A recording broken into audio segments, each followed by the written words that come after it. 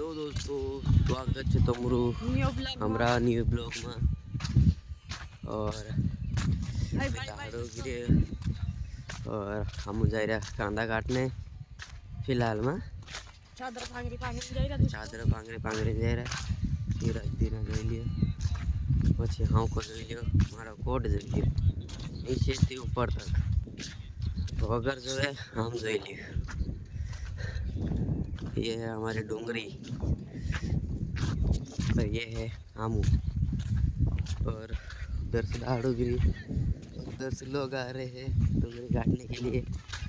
इधर से हम जा रहे हैं डोंगरी काटने के लिए। और इधर से ये मेरा कट्टा ढोबी गया है और इस कट्टे को ढोबेला है तो उसको सुधा करने के लिए सेटड़े को बुलाना पड़ेगा। और ये गदड़ी न मेरा कट्टा फिर से ढोबा रहा है। और हम चल दिए डोंगरी काटने।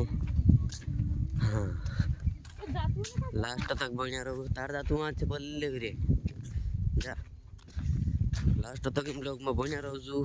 और जिना भाई का वीडियो एडिट करावनो है जो मेरे साथ फॉलो करें 5 जना जा शेयर करें स्टोरी मेंशन कर दो वीडियो डाल दो व्हाट्सएप पर मैं एडिट कर दीश। और दुखी बात ये है कि यहाँ भी मार थोड़ी ढबी गई ले लो ये मार को तो पहल पक गई ले लो। भेटसू अगला ब्लॉग में। फिलहाल में दोंगिया काटलो में।